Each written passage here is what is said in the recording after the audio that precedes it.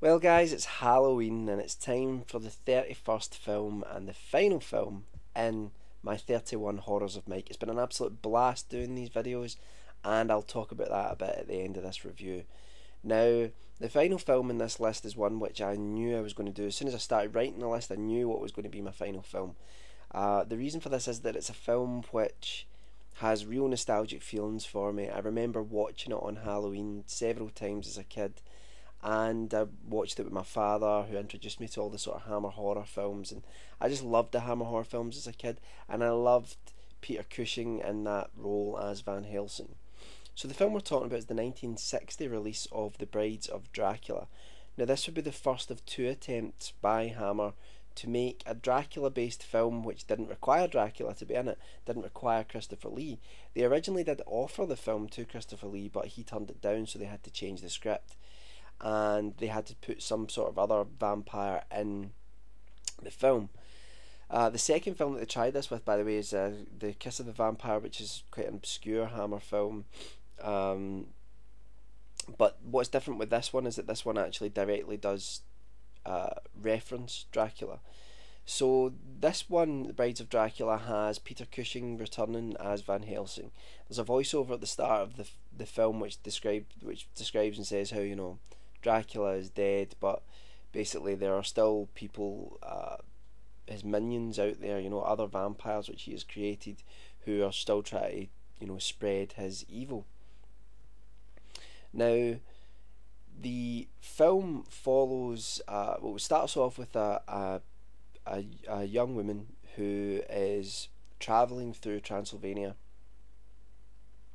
and I believe she's looking for a job as like a sort of governess or a teacher, and she stops off at this small village, and it's the common Dracula theme. The traveller stops off at the village, and they're told not to go up to the castle. It's that sort of thing. What happens is that she meets a baroness, Baroness Meinster, who offers her to spend the night in her castle.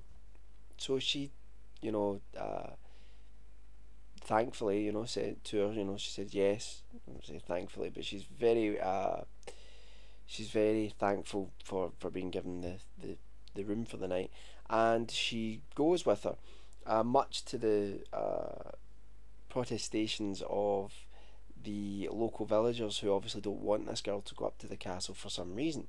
So she then goes up to the castle, and while she's there, she's having a nice enough time. She's talking to the sort of head maid, and she's talks to Baroness Meinster, and she finds out.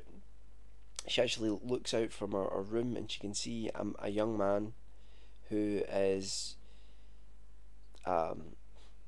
looks like he's been chained up on a room from a distance. So she actually goes to try and find him. When she finds him, he claims to be Baron Meinster, Baroness Meinster's son. Now she's said that he's mad, and that's why he needs to be chained up. But he says that no, she's actually stolen my lands, she's stealing my inheritance, and she's chained me up here. Will you help me escape? So the girl helps him escape, and lo and behold, he is in fact a vampire, and that's why he was chained up. He then kills his mother, and the housekeeper sort of tells the girl, look, you've done a terrible thing. He's been released. Why did you do this? At that point, the girl flees the castle and is rescued by none other than Van Helsing, played by Peter Cushing. The rest of the film plays out as Baron Meinster courts the girl, pretending to be, a normal human being, and Peter Cushing tries to hunt down whoever this male vampire is, because he's never sort of seen him. So that's the gist of the story. Along the way, Baron Meinster makes other vampires, kills people, and they rise from the grave, and it all leads up to a classic showdown between Baron Meinster and Peter Cushing. Now, a lot of people give this one a body swerve because Christopher Lee isn't in it, but the actor that played Baron Meinster, I think, does a really great job. His name's David Peel, and he it's a real shame actually, because I don't know if it's because he got adverse press, but he actually retired from acting after this film. Um, and he went on to become an estate agent according to Wikipedia.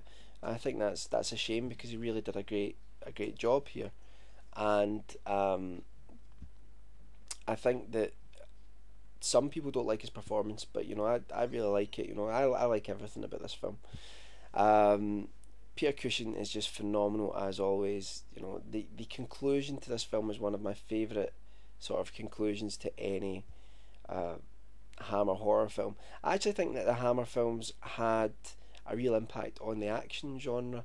I think from when Peter Cushing, runs along that table, and I don't know why I did this, runs along the table and jumps on the curtain at the end of the Horror of Dracula, I think they try to come up with set pieces for Dracula to be killed. And while some of the later ones are a bit naff, the earlier ones are really excellent. And I really, some people might find the ending of this one to be a bit far fetched, but I don't. I think it's fantastic.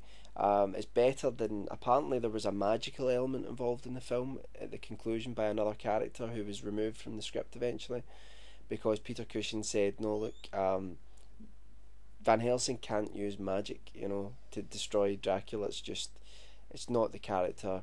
Uh, I'm getting called. Callum, that's you if you're watching this, and I'm sorry I just hung up on you, mate. So, I have to continue because I've tried recording this about 3 times and alarms have been going off and all sorts, to get me up. Anyway, so a mess of a review. So yeah, I think that David Peel does a fantastic job. I think the conclusion to the film is fantastic. The original conclusion I was talking about there involved magic. Peter Cushing said no. Van Helsing doesn't use magic. He's a man of science, even though he's fighting these, the undead. He is a man of science. So there are rumours that Peter Cushing helped rewrite the film quite substantially, which I think would be fantastic if that is the truth. There are some really creepy scenes in this. There's a scene with a coffin opening up with the locks dropping off of the coffin and this girl rising from the grave, and I always found that really frightening when I was a kid. Obviously it's not going to be as frightening or as scary, but it as a sort of some more modern or more contemporary horror films. But it's what I always call cozy horror. It's like just a little bit eerie, but it's like good fun, and you enjoy watching it. So I can't talk highly enough of The Brides of Dracula. I think the film title is the only down point to it. It's a good title, but it's a little bit misleading because Dracula's not in this film. Luckily, Christopher Lee would eventually return to the series, and Dracula, Prince of Darkness, etc. They are great films. And Terence Fisher, who directed this film, what a legend. He did The Curse of Frankenstein. He did The Horror of Dracula. He did The Devil Rides Out, which is one of my favourites.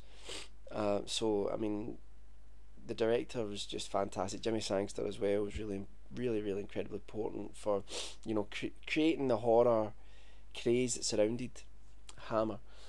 So that is the final film in my 31 Horrors of Mike. I'm sorry the last review has been a bit all over the place because I've been getting interrupted, but anyway, The Brides of Dracula, can't recommend it highly enough. Go and check it out if you haven't seen it already. I just love this film. I love the Hammer horror films in general, and yeah, it's been an absolute blast making these videos. I've really loved it, really enjoyed it, and it's been really great, because I've had, some of I've had, a problem with my foot, and it's kind of held me back with regards to my making my film and stuff like that. So doing these videos has been fantastic. I can't thank you all enough. You've all been amazing, and the comments and all that have just been fantastic. You guys have introduced me to some films as well. Some of the films you've suggested, like Near Dark, you know, which I realise I came across quite harsh on, but I did really like that film. I just didn't love it, you know. And yeah, someone's at my door now, so I'm really going to have to go. I apologise. Just everyone wants to interrupt me today, and I've got a lot to do today for Halloween. Doing the house up, and my friends' kids are coming round. Going to make them up as zombies and vampires and all sorts. So I hope you all have a very, very happy Halloween. And for those of you that have maybe enjoyed this series, you know, thanks so much for watching. And just I would just like to say there may be another surprise along the lines of the 31 of Horrors of Mike for Christmas, and I will still be making videos, so don't worry about it. Just maybe not every day. We'll see how it goes. Thanks very much for watching, and you guys are all amazing.